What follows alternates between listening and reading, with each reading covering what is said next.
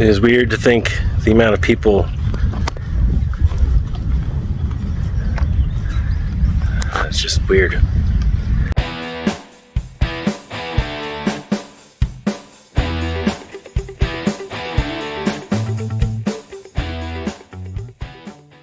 So for my first leg of my trip, I had to go the night before to JFK New York, where I got to stay the night. And then from there, we took off from New York to Osan, South Korea. It was filed for 15 hours. The way that we did it, we had a double crew, which means we had 4 pilots in the flight deck, and we do take breaks periodically throughout the flight. We can't be in the seat for more than 8 hours in a 24-hour period. So with a 15, 16-hour flight, you'd imagine we have to split that time pretty carefully. And we do. What we did, we all have to be up in the flight deck for takeoff. You know, for my duties on this flight, I was the SIC, so I was in the front with the captain. And my duties for the flight were to be pilot monitoring, which means I was doing all the radios, I was doing the programming, I was doing paperwork, making sure we are supposed to be where we are and going the way we're supposed to be going. Whereas the pilot flying, which in this case was the captain, he's the one who's actually manipulating the controls and making the plane go where we want it to. As soon as we get up to cruise and things kind of slow down and mellow out, then 2 pilots will go into the back, take a break. We have bunks back there, we have chairs, food, and best advice is to go try and take a nap, because you might not be able to go to sleep, but you have to at least try. Otherwise, by the time that's your time to relieve the pilots who took off, you're going to be pretty well exhausted. So basically what we did, we took those 12 hours, divided by half, so that one set of the crews will work one half, the other set of the crews work the other half. So what we did is we split it up into 3 hours after that. So myself and the captain, we were up in the flight deck for 3 hours. Then after 3 hours, the relief crew came up, they switched us. 3 hours later, we came back. 3 hours later, we went back. And 3 hours later, we all came back into the flight deck, because an hour prior to landing, we all have to be up there, making sure we're dotting all our I's, crossing all our T's, and just making sure that everything is good to go, making sure all the equipment is working, and we would get ready for the arrival. Now, you also might be thinking, what the heck are you going to do for a 15-hour flight? Not much. Like I said, when you're on break, try and sleep. Even if you can't, just try. But I have a couple books to read. I have like crossword puzzles and stuff. This flight, which was a pleasant surprise, where the captain, he likes to play chess, and I also like to play chess when I'm on long flights like that. So we spent quite a long time, did a few games of chess, and we came out just about even, wins and losses. About halfway through the second time the captain and I were up in the flight deck and we got off the coast of Alaska is when it started to get pretty turbulent. Definitely moderate, and made doing paperwork pretty hard. I had to tighten up my seatbelt a little bit. A lot of the traffic in the air was trying to change altitudes just to try and find some smoother air. Problem is, everybody was trying to do it, so it's really difficult to coordinate with ATC to try and get a lower altitude. Eventually, we got through it, we got past it, and things smoothed out, and then it was more or less, again, uneventful until we got to Incheon. Now, I know you might be thinking, hey, those pilots should be paying attention to the plane and not playing chess and reading books.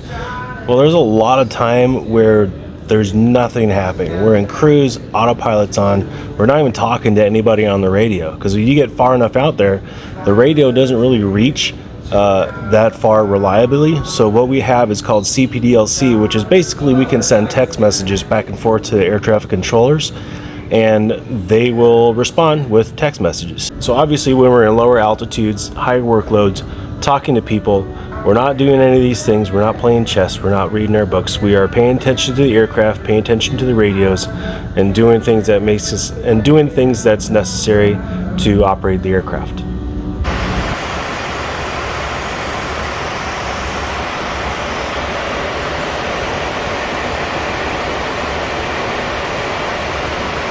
So that was a long day. About 15 hours, 29 minutes from takeoff to touchdown from John F. Kennedy, New York to Osan, South Korea. About 21 hours of duty time. That's from time to pick us up in the hotel till the time they drop us off in the hotel. From this airport in Osan, we did actually also have to drive about an hour and a half up to Incheon, South Korea, which is where our hotel is going to be, to put us in position for departure tomorrow. Still some daylight left, but like I said, it was about 21-hour duty day, so I am pretty tired. I'm going to go find some food, do some laundry, and call it a night. The next day, we had to reposition from Incheon, South Korea to Okinawa.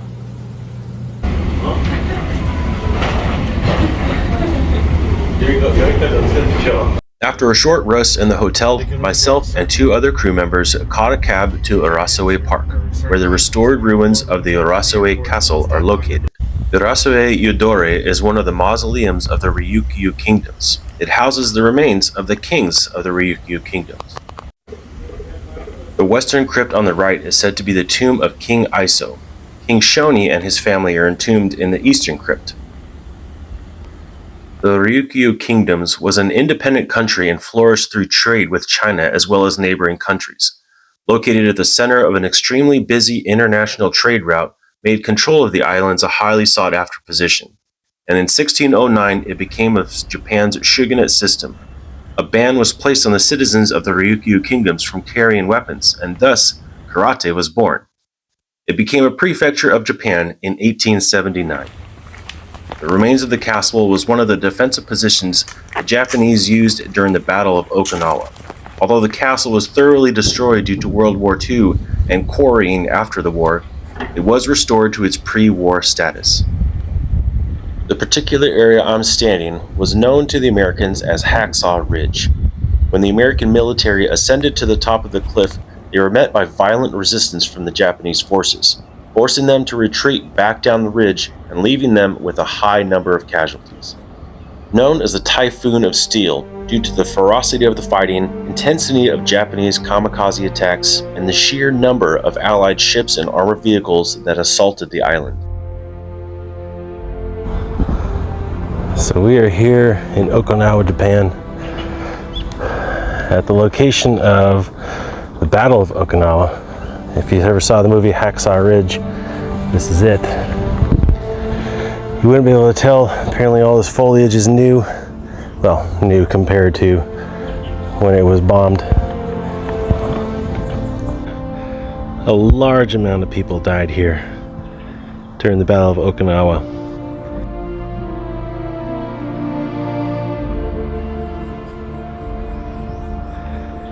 It was one of the bloodiest battles in U.S. history.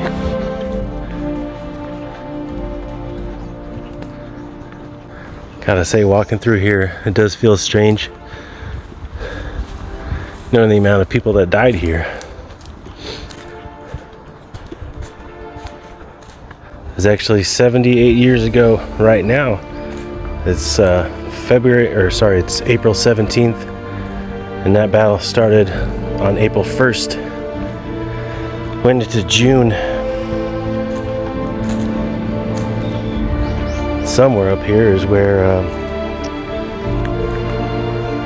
Desmond, I can't remember his name,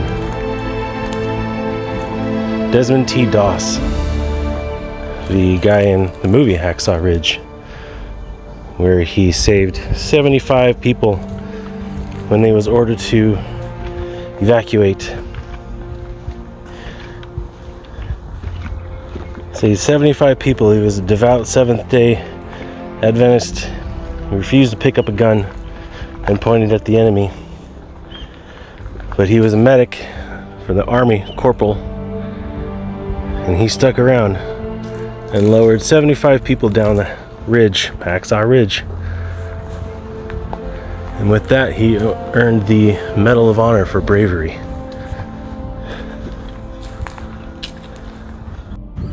So this is it, Hacksaw Ridge.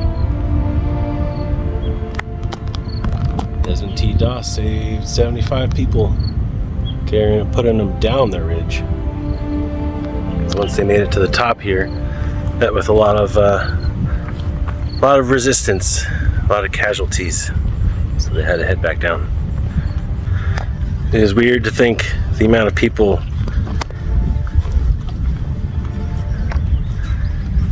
It's just weird.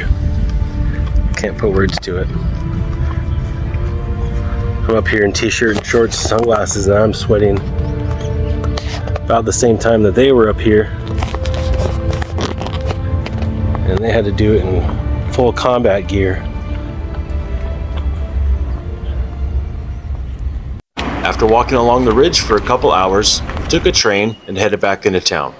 We got off a few stops before a hotel to walk through a shopping district and eventually went to go find some dinner.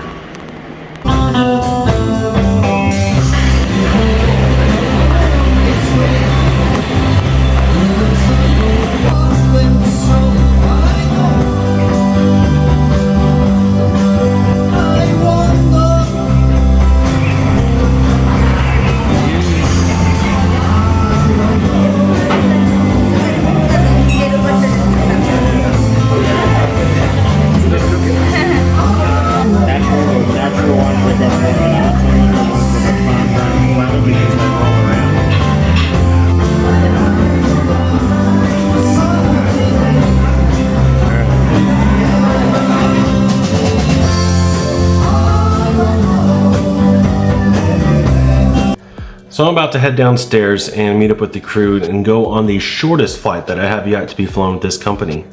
It's from Incheon, South Korea to Osan, South Korea. Total distance, 36 miles.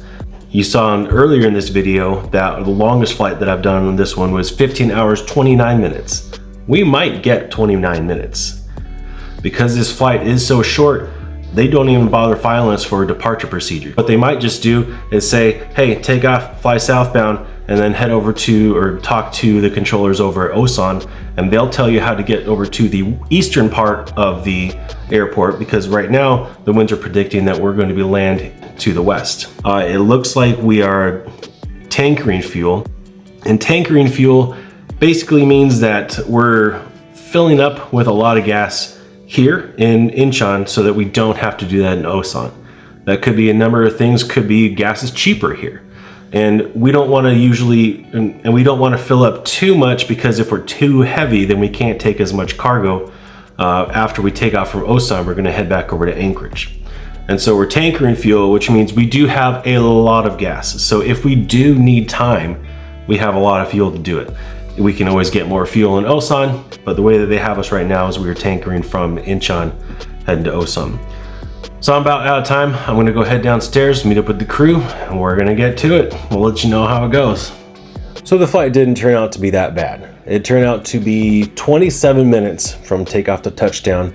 They did give us a departure procedure, but we only hit maybe the first 2 points on that departure procedure before they started to turn us down south and vector us over for the approach into Osan. It was still a training flight for one of the first officers, so there was a lot of going back and forth between him and the captain, but they both did great, and we landed and we started getting ready for the next flight to Anchorage.